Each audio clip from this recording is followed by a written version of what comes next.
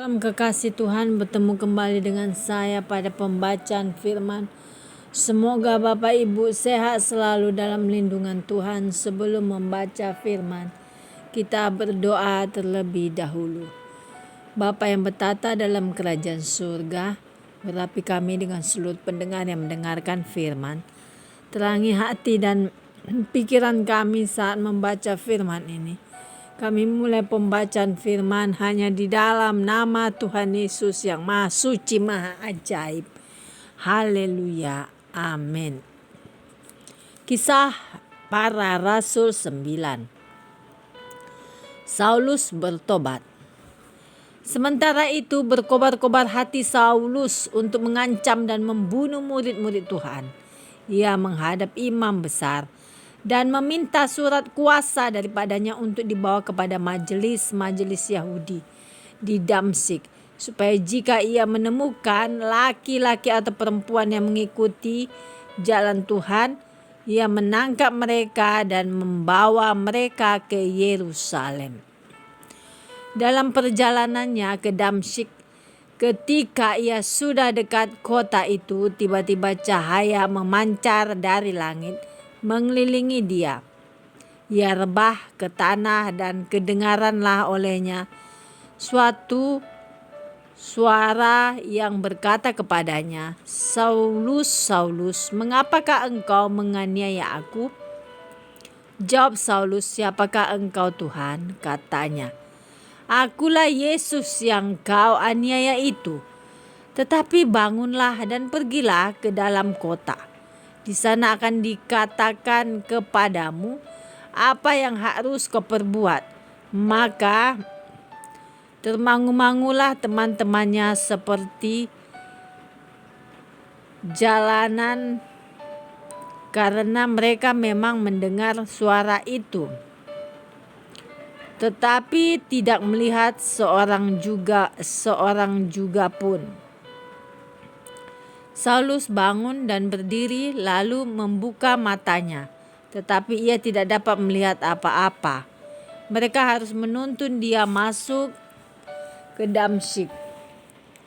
3 hari lamanya ia tidak dapat melihat, dan 3 hari lamanya ia tidak makan dan minum. Di Damsyik ada seorang murid Tuhan bernama Ananias. Firman Tuhan kepadanya dalam suatu penglihatan. "Ananias," jawabnya. "Ini aku Tuhan." Firman Tuhan, "Mari pergilah ke jalan yang bernama Jalan Lurus, dan carilah di rumah Yudas seorang dari Tarsus yang bernama Saulus. Ia sekarang berdoa." Dan dalam suatu penglihatan ia melihat bahwa seorang yang bernama Ananias masuk ke dalam dan menumpangkan tangannya ke atasnya supaya ia dapat melihat lagi.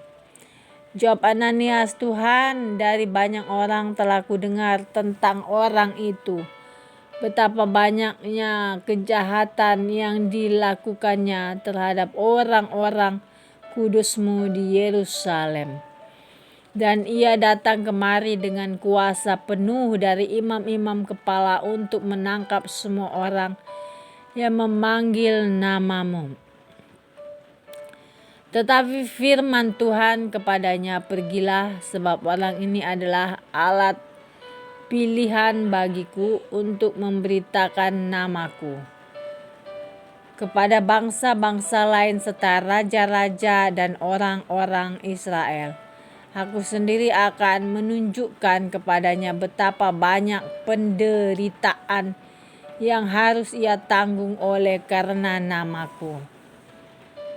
Lalu pergilah Ananias ke situ dan masuk ke rumah itu. Ia menumpangkan tangannya ke atas Saulus, katanya, "Saulus, saudaraku, Tuhan Yesus yang telah menampakkan diri kepadamu di jalan yang engkau lalui, telah menyuruh aku kepadamu supaya engkau dapat melihat lagi dan penuh dengan Roh Kudus."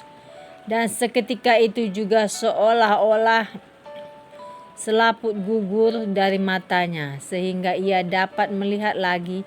Ia bangun lalu dibaptis, dan setelah ia makan pulihlah kekuatannya. Saulus dalam lingkungan saudara-saudara. Saulus tinggal beberapa hari bersama-sama dengan murid-murid di Damsyik. Ketika itu juga ia memberitakan Yesus di rumah-rumah ibadat dan mengatakan bahwa Yesus adalah anak Allah. Semua orang yang mendengar hal itu heran dan berkata, "Bukankah dia ini yang di Yerusalem mau membinasakan barang siapa yang memanggil nama Yesus ini? Dan bukankah ia datang ke sini dengan maksud untuk menangkap dan membawa mereka di hadapan imam-imam kepala?" Akan tetapi Saulus semakin besar pengaruhnya dan ia membingungkan orang-orang Yahudi yang tinggal di Damsyik, karena ia membuktikan bahwa Yesus adalah Mesias. Beberapa hari kemudian orang Yahudi merundingkan suatu rencana untuk membunuh Saulus. Tetapi maksud jahat itu diketahui oleh Saulus. Siang malam orang-orang Yahudi mengawal semua pintu gerbang kota supaya dapat membunuh dia. Sungguh pun demikian, pada suatu malam murid-muridnya mengambilnya dan menurunkannya dari atas tembok kota dalam sebuah keranjang.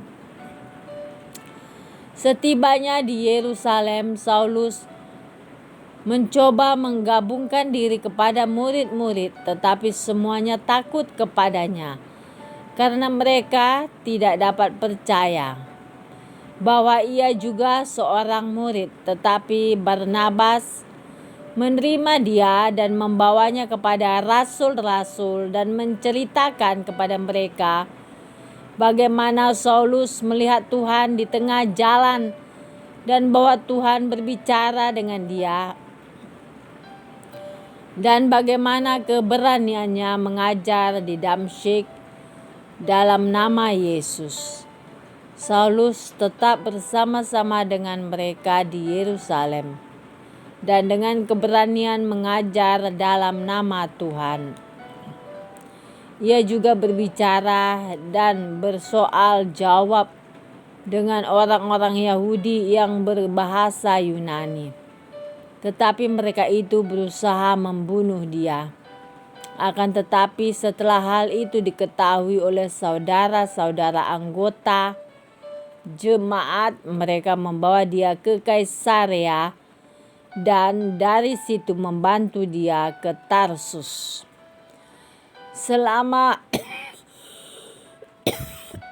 beberapa waktu jemaat di seluruh Yudea, Galilea, dan Samaria berada dalam keadaan damai. Jemaat itu dibangun dan hidup dalam takut akan Tuhan. Jumlahnya makin bertambah besar oleh pertolongan dan penghiburan Roh Kudus. Petrus menyembuhkan Eneas dan membangkitkan Dorcas. Pada waktu itu Petrus berjalan keliling mengadakan kunjungan kemana-mana. Dalam perjalanan itu ia singgah juga kepada orang-orang kudus yang di Lida.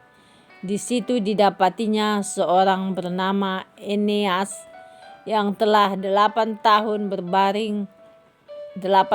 terbaring di tempat tidur karena lumpuh.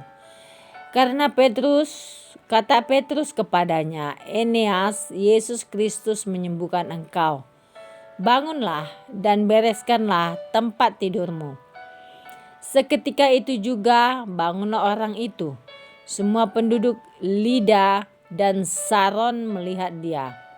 Lalu mereka berbalik kepada Tuhan. Di Yope ada seorang murid perempuan bernama Tabita. Dalam bahasa Yunani, Dorcas. Perempuan itu banyak sekali berbuat baik dan memberi sedekah. Tetapi pada waktu itu ia sakit lalu meninggal, dan setelah dimandikan, mayatnya dibaringkan di ruang atas.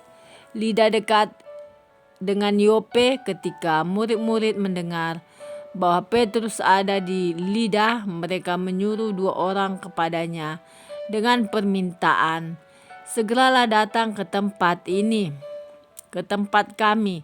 Maka berkemaslah Petrus dan berangkat bersama-sama dengan mereka.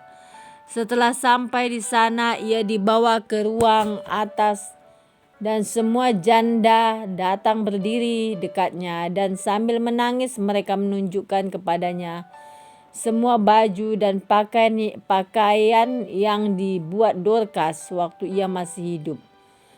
Tetapi Petrus menyuruh mereka semua keluar, lalu ia berlutut dan berdoa. Kemudian ia berpaling ke mayat itu dan berkata, "Tabita, bangkitlah." Lalu Tabita membuka matanya, dan ketika melihat Petrus, ia bangun lalu duduk.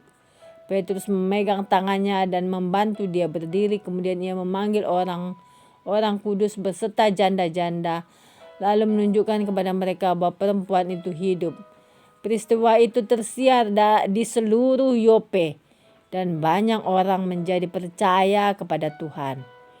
Kemudian daripada itu Petrus tinggal beberapa hari di Yope, rumah seorang yang bernama Simon, seorang penyamak kulit. Amin. Terima kasih ya Bapak yang Maha Ajaib, kami sudah memperdengarkan dan mendengarkan firman hari ini. Berkati para pendengar channel YouTube ini, berikan kesehatan, rezeki, kekuatan iman yang baru dalam menjalani kehidupan hari ini. Kuasa darah Yesus membungkus kami untuk terus maju membaca, merenungkan, serta melakukan firman-Mu. Terima kasih Tuhan, kami percaya Tuhan, firman-Mu ya dan amin. Bagi Tuhan dan bagi orang percaya tidak ada yang mustahil. Sembuhkan yang sakit Tuhan, yang terikat Engkau lepaskan, yang putus pengharapan Engkau berikan pengharapan di dalam nama Tuhan Yesus. Terima kasih Tuhan. Immanuel El Shaddai, haleluya. Amin.